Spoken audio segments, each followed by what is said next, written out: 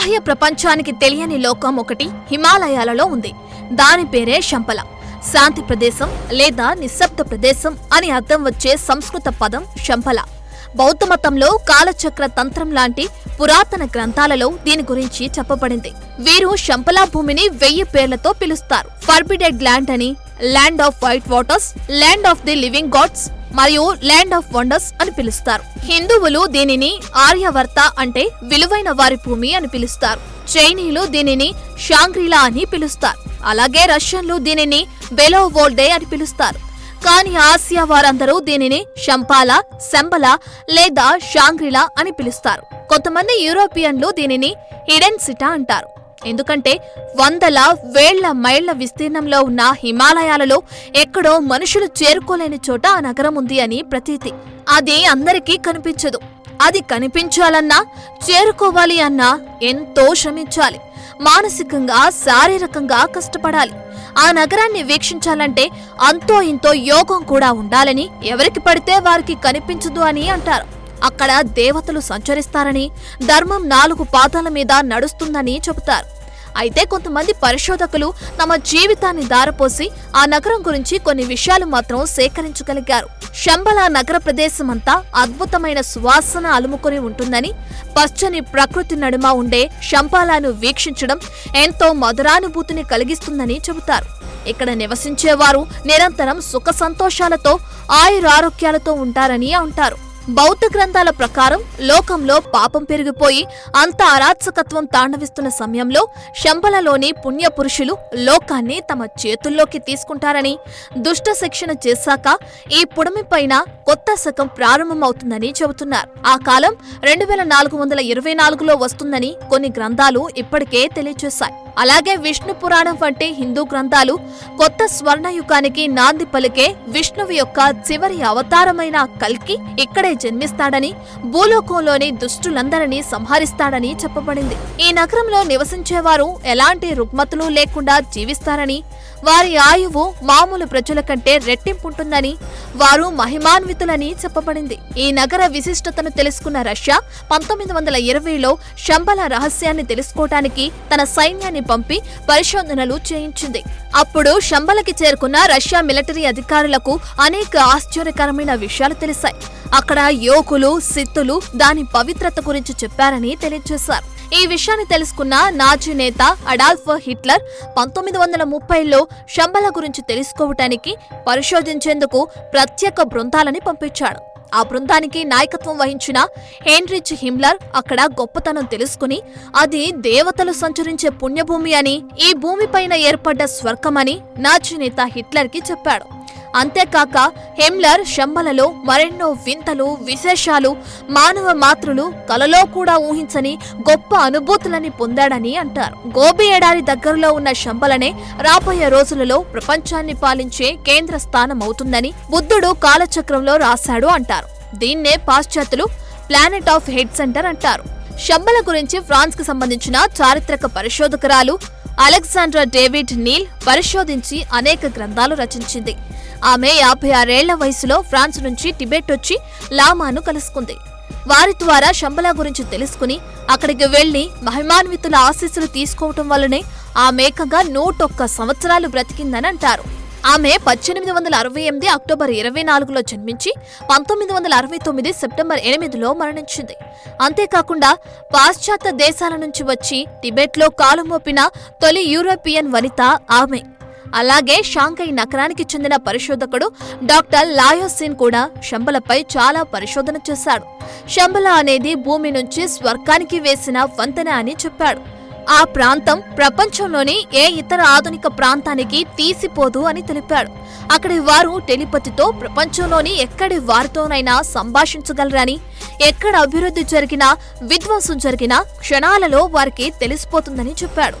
8 రేఖల కలువ పువ్వు ఎలా ఉంటుందో ఆ ఆకారంలో శంబల నగరం ఉంటుందని తెలిపాడు. అక్కడ తపశ్శక్తి సంపన్నులు మాత్రమే ఉంటారని, సామాన్య మానవులు ఆ నగరాన్ని చూడలేరని చెప్పాడు. శంబల అనేది సంస్కృత పదం. శాంతి, సంతోషం కల ప్రదేశమని అర్థం.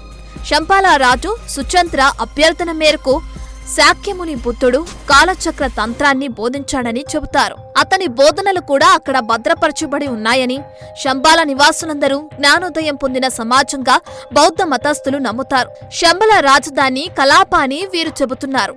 శంబల కాలచక్ర తంత్రం యొక్క సమగ్రతను సమర్థించే కులికా లేదా కల్కి రాజులు టిప్ రెగ్డెన్ అని పిలువబడే రాజుల చేత పాలించబడుతుంది అని టిబెటన్ బౌద్ధ మతం ప్రవచిస్తుంది. ప్రపంచం యుద్ధం మరియు దురాశతో క్షీణించినప్పుడు మరియు అన్ని కోల్పోయినప్పుడు 25వ కల్కేరాజు శంపాల నుండి చీకటి శక్తులను ఓడించడానికి మరియు ప్రపంచవ్యాప్తంగా స్వర్ణయుగానికి నాంది పలికేందుకు భారీ సైన్యంతో ఉద్భవిస్తాడు. కాలచక్ర తంత్రం నుండి గణనలను ఉపయోగించి దుష్టులను శిక్షిస్తాడని పేర్కొంది. అలెక్స్ బెర్చిన్ వంటి పండితులు ఈ తేదీని 2424 సంవత్సరంగా చెప్పారు. 1985లో బుద్ధగయలో కాలచక్ర దీక్ష సమయంలో 14వ దలైలామా శంబాల సాధారణ దేశం కాదని, ఇది యోగ శక్తిని సాధించిన సిద్ధుల నిలయమని చెప్పాడు. ఆధునిక కాలంలో శంపాల ఇంటర్నేషనల్ స్థాపకుడు చోక్యాం ట్రుంగ్పా శంపాల రాజ్యం ఒక జ్ఞానోదయ సమాజంగా పరిగణించబడుతుందని బోధించాడు. ట్రుంగ్పా యొక్క శంపాల బోధనలను నరోపా విశ్వవిద్యాలయం, శంపాల శిక్షణ, Shambhala sun, Miksang photography, the Shambhala school, Shambhala బౌద్ధమతం అనే పుస్తకాలను అనేక యూనివర్సిటీలు ఆమోదించాయి. హంగేరియన్ పండితుడు సండర్ కొరోసి క్రోస్మా 1833లో వ్రాసిన ఉత్తరంలో ఒక అద్భుతమైన దేశం 45 డిగ్రీలు మరియు 50 డిగ్రీల ఉత్తర అక్షాంశాల మధ్య ఉన్నదని మొదటిసారిగా భౌగోళిక మ్యాప్ని ఇవ్వటం జరిగింది.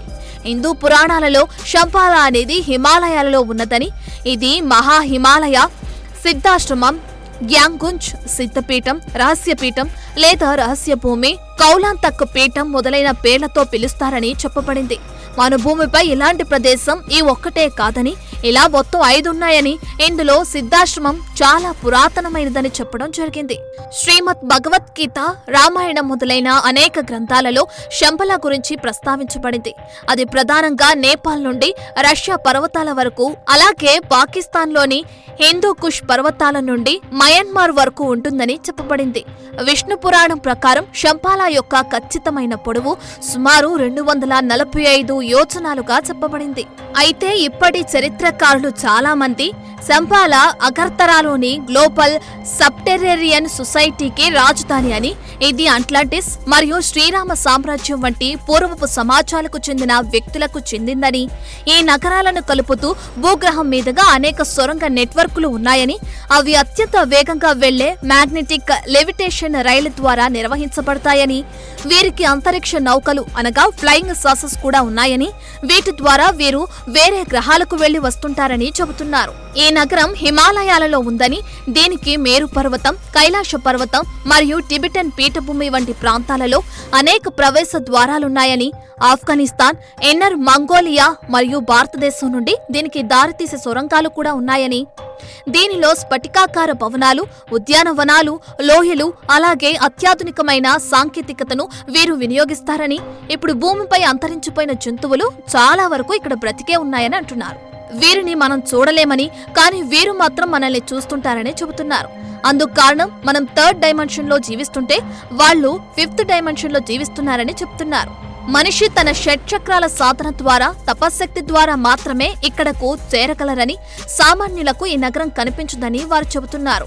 అయితే ఇంకొంతమంది మాత్రం శంబల అసలు లేనేలేదని, అది కేవలం నవలా రచయితలు, సినిమా వాళ్ల సృష్టి అని అంటున్నారు. ఇప్పుడు మానవుల టెక్నాలజీ కూడా చాలా పెరిగిందని, అంతరిక్షంలోకి ఉపగ్రహాలను పంపి ఈ భూమి మీద ఉన్న ప్రతి ప్రదేశాన్ని స్పష్టంగా చూడగలుగుతున్నామని, అలాంటప్పుడు శంబాల ఎందుకు కనిపించదని వారి వాదన. మన చుట్టూ తిరిగే ఆత్మలను, దయ్యాలను సైతం కెమెరాలో రికార్డ్ చేస్తున్నామని, మరి శంబలను చూసిన పరిశోధకులు అక్కడ వారి ఫోటోలు ఎందుకు తీయలేకపోయారని వారు వాదిస్తున్నారు. శంబాలలో ఉండేవారు వారి వాహనాలలో వేరే గ్రహాలకు వెళ్ళొస్తున్నప్పుడు అవి మన కెమెరాలకు, ఉపగ్రహాలకు చిక్కుతాయి కదా అని వారు అంటున్నారు. లేని నగరాన్ని ఉన్నట్టుగా ఊహించుకుని రచయితలు రాసే రాతలకు మోసపోవద్దని వారు కోరుతున్నారు. ఏదేమైనప్పటికీ మనిషి చాలా వరకు ఈ విశ్వాన్ని శోధిస్తూ ఇతర గ్రహాలకి వెళుతున్నాడు. కానీ మనకు తెలియని ఎన్నో నిగూఢమైన రహస్యాలు ఈ భూమి మీద, అలాగే సముద్రాలలో ఉన్నాయన్న విషయం మనకు తెలుసు. బహుశా ఈ భూమి గురించి మనకు తెలిసింది చాలా తక్కువ, తెలుసుకోవాల్సిందే చాలా ఎక్కువ. ఇప్పటికే మనం సముద్రపు లోతుల్లోకి చేరుకోలేకపోయాం. సముద్రంలో ఉన్న జీవరాశుల గురించి తెలుసుకోలేకపోయాం. ఈ భూమి మీద ఉన్న పర్వతాల క్రింద, భూమి అట్టడుగున పొరల్లో ఉన్న అనేక జీవరాశుల గురించి కూడా మనం ఇంకా తెలుసుకోలేకపోయాం. ప్రకృతి ఎప్పుడూ మనిషికి అర్థం కాని ఒక ప్రశ్న లాంటిదే. మన కంటికి కనిపించని, మన మేధస్సుకు సైతం అందని ఎన్నో విషయాలు ఈ భూమి మీద నిరంతరం జరుగుతూనే ఉన్నాయి. వాటిని మనం గుర్తించలేం, కనీసం తెలుసుకోనూ లేము. సో ఫ్రెండ్స్, ఇది సంబలకు సంబంధించిన సమాచారం. ఇక ముందైనా సంబల రహస్యాన్ని పరిశోధకులు ఛేదిస్తారో లేదో కాలమే నిర్ణయిస్తుంది. అప్పటి వరకు మనం వేచి చూద్దాం. For more videos like this, subscribe Big TV channel.